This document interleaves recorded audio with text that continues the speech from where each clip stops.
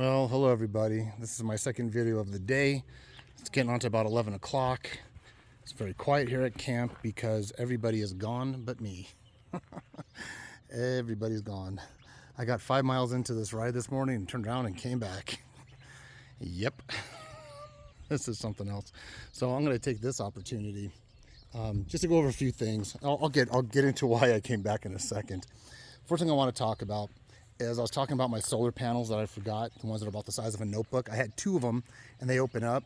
Well, I found this in my bag, which my wife Julie got for me a long time ago.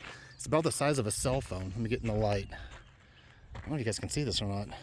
It's about the size of a cell phone, but this is a little solar panel that actually powers its own battery. The ones that are like notebooks do not have a storage source, but this one does. So, and it has like a little light right here. And I've had this for years. I never really thought it would work real well, but last night I plugged this in and it powered up my phone. I went down to 30%. It gave me 100% back on my cell phone last night, which was great. I just happened to have this in my bag because it was small enough. It doesn't really replace those 2 notebooks, but now I know I'll always have my cell phone powered. And then once again, when I'm riding, I'll just power my cell phone through my motorcycle battery. But yeah, like I said, it's about the size of a cell phone itself. Had it for years and it worked, saved me. The other thing I just wanted to tell you guys is that last night we did swap out the kickstand.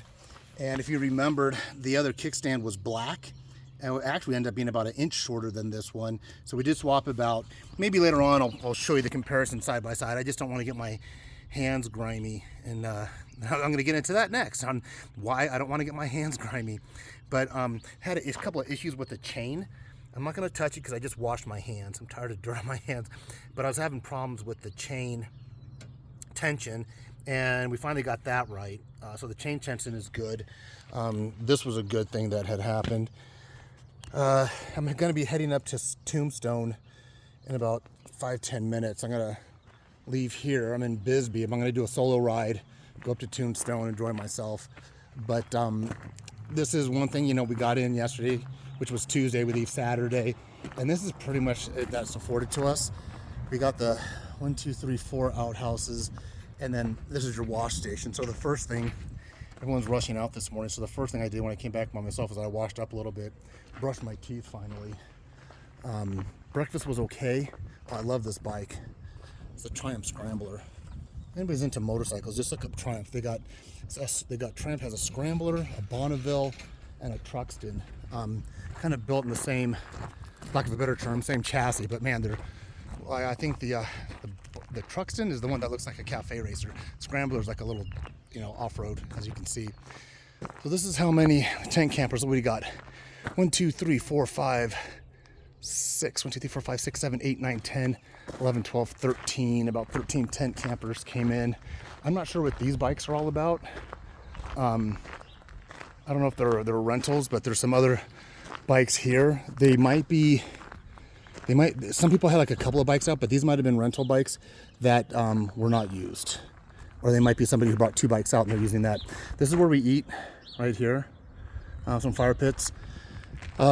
Breakfast and dinner is good quality stuff. I don't think there's a lot of variety of it, but it is real good quality food. This is something I'll talk about in a second. So these are the routes. You QR it and it goes into your MapQuest and it gives you these are the routes that you can go, and the color coded to experience or difficulty. So right now, I don't even know. Okay, you are here. We're here in Bisbee. We're Bisbee, but I'm going to do a solo ride after I get it done here. I'm going to go to Tombstone. There's Tombstone. So I'm going to cruise up there. Maybe I'll do this loop and come back. Fort Huachuca, where we stayed at, is right here. And for reference, Tucson, I think, is up here. But what you do is that you do a QR code, download to your map, and get you to where you're going. So I guess green. Yeah, there you go. Easy. I think that's moderate, or easy intermediate. Intermediate is blue, and then I think red is difficulty. I probably won't be doing that. Today I'm just going to go up to Tombstone. And then this is just the same board here with the same information. So all the riders, whatever group you're in, there's people just go off in different groups. There were so many of us. Once again, this is the breakfast area. They brought in these people, I think think even from Nevada, like they do some really, really good, unique quality food. It's oh, I'm gonna get some water. Really good quality food. I just don't think there's a lot of variety to it. But other than that, no, I only got, I guess, you know, if you want to grab a piece of fruit, but I'm gonna grab some water and stay hydrated. Let me pause real quick. All right, so I got my water. So it's in selfie mode, so everything's gonna look backwards now. Before I had it in the regular mode, so everything was reading forward. So this morning we get up, had breakfast, and it was really great talking to other people. A lot of Army guys, a lot of paratroopers. That's kind of cool. We all talk and share stories. But if anyone's been following me, they know I had a prior Gen 1 that I blew the engine, and I rebuilt the second Gen 1. And this is the first time I really got it on the road. So had issues with the chain tensioning up, so we had to pull over and deal with that. We have issues with our Senna communication devices. They keep going in and out. If you guys want to know what that is, this device here on, for lack of a better anatomy of the helmet, let's say jaw area, that does numerous things. It'll hook up to my Zumo GPS, hooks up to my cell phone, so I can actually send and receive calls like I'm on a regular cell phone. And then it hooks up to other riders. Now, when we first started doing it, there were so many riders, I kept getting linked up to other groups or hearing music or something. So we broke away, rode down the road. It was just us three, me and my buddy Greg and his son. We finally got it all synced up. Everything, communication was great. We're talking, and then I think Greg got a call. And when he answers the call, every time he answers the call, it breaks off. It prioritizes. It breaks off with the guys you're in intercom with, and it like nullifies it. And then we have to start all over again. So that was getting frustrating. We downloaded the maps like I showed you, but when each one of us had it on our cell phone, but when we started the route, we hit start, and it doesn't show. My hand's blocking the screen. It doesn't show. We hit start, and it just shows us our starting point, where we're starting here at this location, at this little campground. And as we're moving down the direction, but it doesn't show our progress. And we're like, well, where are we at on the map? Where are we at on the route? And it wasn't real-time tracking. I think in the best way to help clarify that, because I don't think I'm explaining it very well, is that you're in your car, and you leave your house, and you're going to grandma's house that's 100 miles away for Thanksgiving, and when you hit start, it shows you where you're at the freeway at that time, how many miles you have left to go, where your turns are at.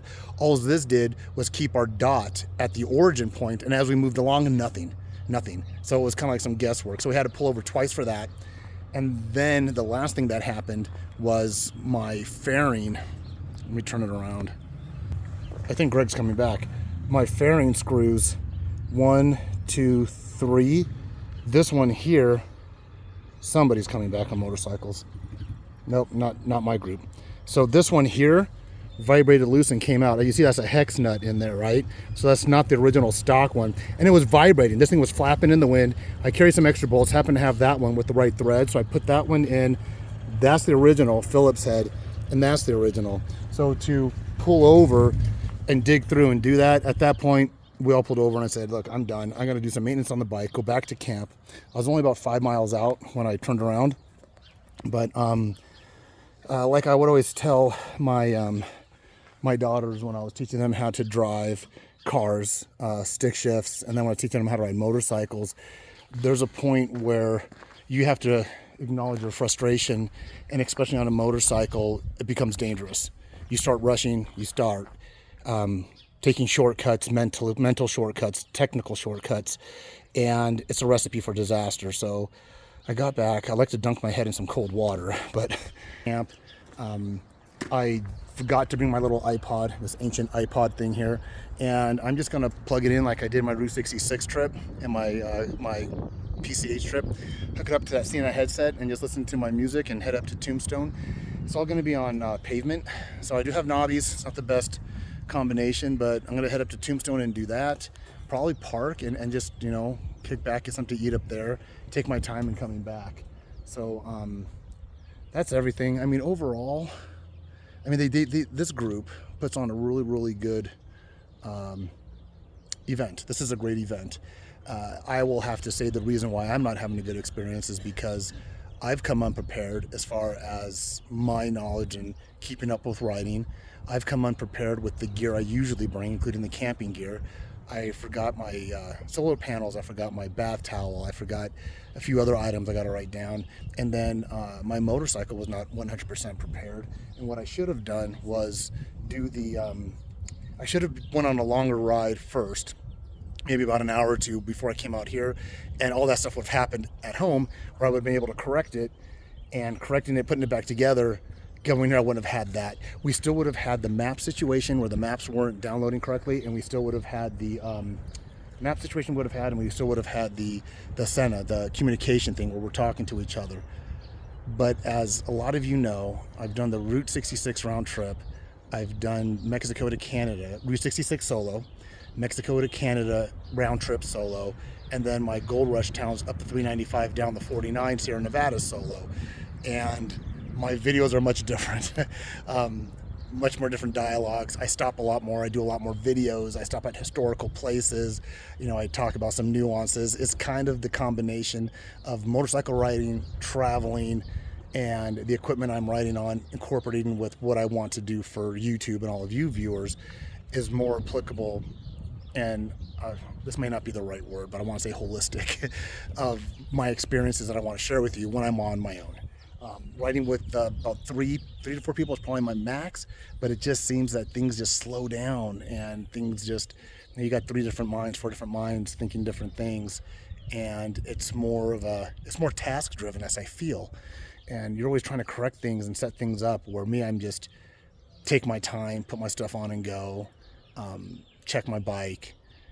So I'm going to make the most of it, but I think I'm going to be solo today for the most of the day. When I get done with this, I'll send it up and I'll get back on the road. But I'm going to keep hydrated. I'm sure there's be more things I'll tell you. This wasn't really a planned video I wanted to share with anybody, but like I said, these are my experiences. And when I did my Route 66 trip, I had some really cool videos. And then some videos I just told you, hey, I'm not having a good time. This isn't something I'd ever do again.